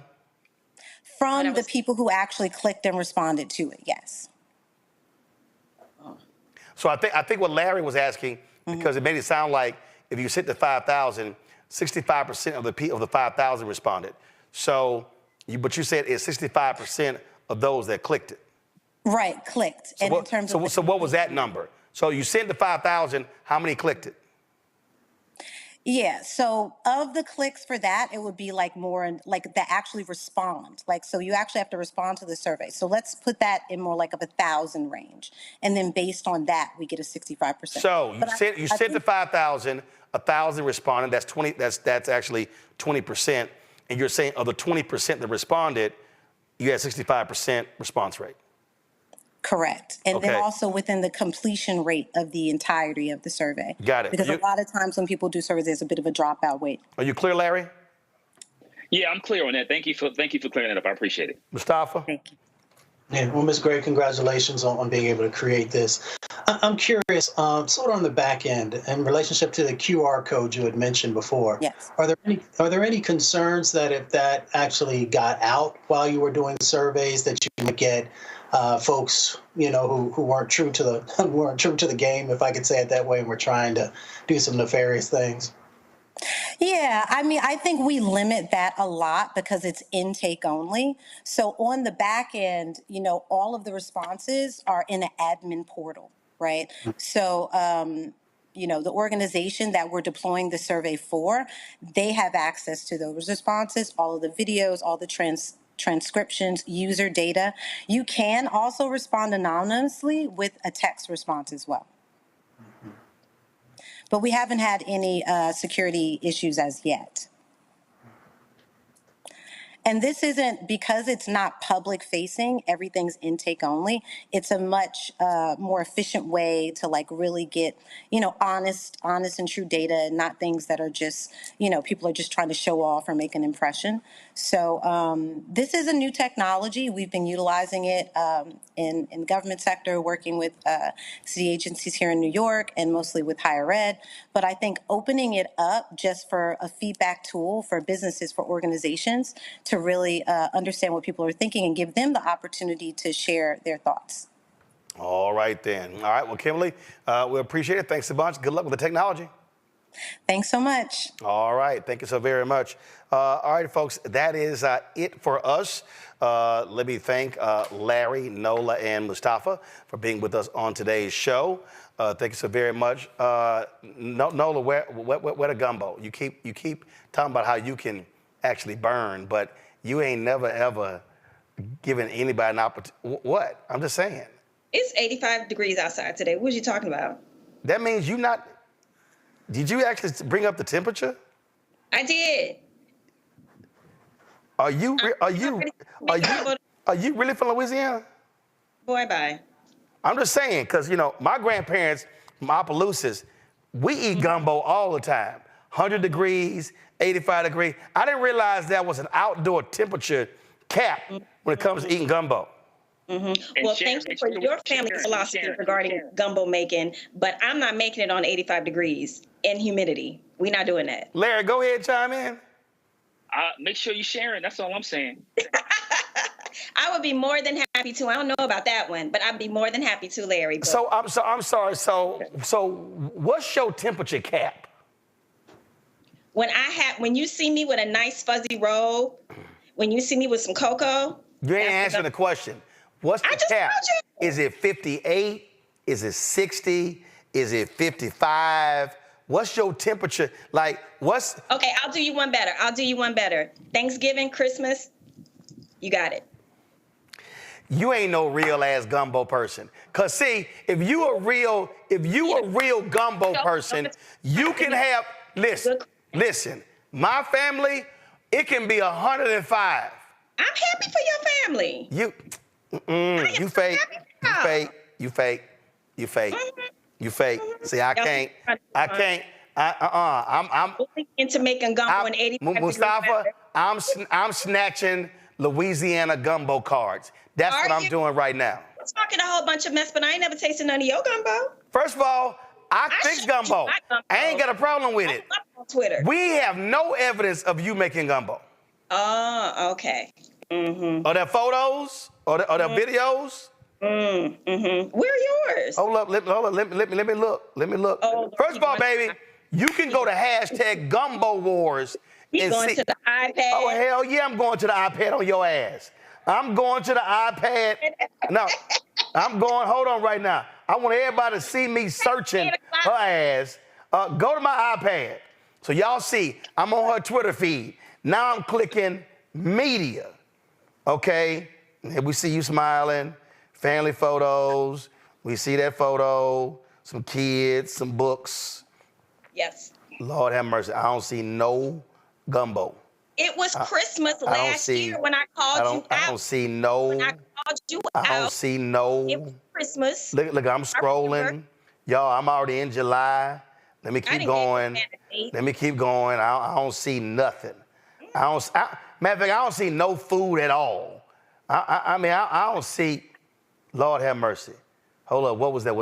Was that some food? What the hell was that? Some breadsticks? What? I see a fan. No, hell no, that was a fan. That was an African fan. She ain't got no. I mean, I don't. Leave me alone. I'm waiting for my daddy to send me a text because I know my daddy said she ain't real. We do gumbo any time of the year. All you temperature control Negroes. The only thing that you are some temperature control Negroes. The only thing I eat 24/7 is red beans and rice on Mondays. That's 24/7. Your ass you only eat red beans and rice on Mondays? You about to start on a New Orleans menu. We're not about to do that. What the hell is wrong with Tuesday, Wednesday, Thursday, Friday, Saturday, Sunday? Monday is our red beans and rice day. Mr. Know-It-All. I just can't believe we ain't come across not now, nothing. I mean, you talk a lot. Two other guests here. Why are you picking on me? You talk a lot of trash. You start with me. You talk a lot of. Let me go ahead and stand up. Let me see. See if you pull up. See, let me go ahead and educate you on something right now. Y'all pull a cat. Let me just educate you on something right now. See, did I not just tell y'all? If you just pull up Gumbo Wars, the hashtag, boom, first one that comes up. First one that comes up. Look at that. Scroll, listen. See, this, my daddy handling his business. See, you don't even, turn the audio up. Oh, yeah. We got the right music. We got the 40-quart pot. What's the green stuff? We got all that. First of all, girl, it's called a stock pot. 16 or 20. What's the green stuff? The hell you mean, what's the green stuff? What is it? Oh my God, she don't know what she talking about, y'all. Oh my God, she don't know. Look at this here. See all that? See this hashtag Gumbo Wars? You see all that? Where your stuff at? We don't see nothing in here from Nola. Nothing. Nothing. Cooking is a thing that me and my mom did, and we also had a catering company. It's very near and dear to my heart. You had a catering company? Yeah, we did. How long you catered? Well, it paid for my UCLA undergrad education, so 3 years. 3 years? Mm-hmm. Girl, please, I catered from the age of 7 to 30. That's great. You talking to a grown man. That's gumbo right there. Okay. And it ain't gotta be cold. Cold? Why would it be cold? No. Carol said, ain't no okra. I don't like okra in my gumbo. Can you let me go now? My mama like okra in her gumbo, but I ain't doing okra in the gumbo. What you say, Nola? I said I'm missing my mama. So can we missing your mom too, and we missing that. But I'm gonna need you in this temperature check. We're gonna have to work on that, Nola, because this whole, it got to be 54. I gotta be in some fuzzy shoes, and some fleece. Don't make no. Why it has to be your mood setting and it can't be mine? That's what I don't understand. Why I gotta cater to you and your needs? Easy. Because real gumbo people can eat it any time of the year. I can eat it. I'm talking about cooking it. I'm done with you. Listen, I volunteer, so I'm volunteering. All gumbo, you can send all gumbo. I'm done with you. I volunteer for everybody. I sent you some jambalaya too, boo. Listen, my damn I'm so mad. I watched beep and it looked like I took a hard fall because I slammed my hand down. I'm done with you. Nola, I'm done with you. Night. Nola, I'm done with you. I'm done with you. Have fun in Chicago. We're going to wait till the temperature drop, and then we're going to see what your skills are. Maybe. Maybe. All right, Larry, Nola, Mustafa, I appreciate it. I'll holler at y'all. Again, folks, a couple of things. Don't forget, if y'all want to get that T-shirt, My Black Job is Voting, go to dationsdesigns.com, use the QR code, go to the website. Y'all can get that. You use the promo code ROLLIN', and then, of course, you can, by doing that, of course, you get a discount, and a portion of that comes back to the show, so we certainly appreciate that. Don't forget, folks, also support the work that we do. Join our Bring the Funk fan club. Send your check and money order, P.O. Box 57196, Washington, D.C., 20037-0196. Cash App is $RM Unfiltered. PayPal, R Martin Unfiltered. Venmo is RM Unfiltered. Zelle, rollin@rollinsmartin.com, rollin@rollinmartinunfiltered.com. And of course, folks, I'm going to be in Cincinnati on Thursday, the Black Family Reunion. Y'all come out to Corinthian Baptist Church. So go to myblackfamilyreunion.org to get your tickets. Can't wait to see y'all there. All right, folks. Somebody put on YouTube, Roland, you being petty. Yes, I'm King Petty. Yes, you're right. And then let's see here. Somebody said, I don't like andouille sausage. It's nasty. That's too Black Native. Well, make your own damn gumbo. See, I can't stand Negroes like that. See, some of y'all are some special Negroes. See, y'all are is that beef sausage? Is that pork sausage? Is there seafood in there? Let me explain something to y'all, okay? All y'all special gumbo Negroes, we make a little bitty ass pot for y'all, okay? A little bitty ass 1 quart pot for y'all, all right? So we make gumbo for regular people. I don't know when Black people had to start eating all this special ass food. We don't make no gluten-free damn gumbo, okay? Just letting your asses know. Ain't no gluten-free gumbo, all right? So if you want some gluten-free gumbo, call Nola. I ain't helping you out. I'm just letting you know, okay? It's gonna be some damn chicken in there. It's gonna be some damn andouille sausages in there. And it's gonna be some damn shrimp in there, okay? All right, and you want some okra? Look, make yourself a little okra on the side and dump it in your bowl. But we ain't doing all that. So just letting y'all know. All right, I gotta go. I'm hungry. I'll see y'all later. Holla! Folks, Black Star Network is here. Hold no punches! I'm real revolutionary right now. Support this man, Black Media. He makes sure that our stories are told. Thank you for being the voice of Black America, Roland. Stay black. I love y'all. All momentum we have now, we have to keep this going. The video looks phenomenal. See, this difference between Black Star Network and Black-owned media and something like CNN. You can't be Black-owned media and be scared. It's time to be smart. Bring your eyeballs home. You dig?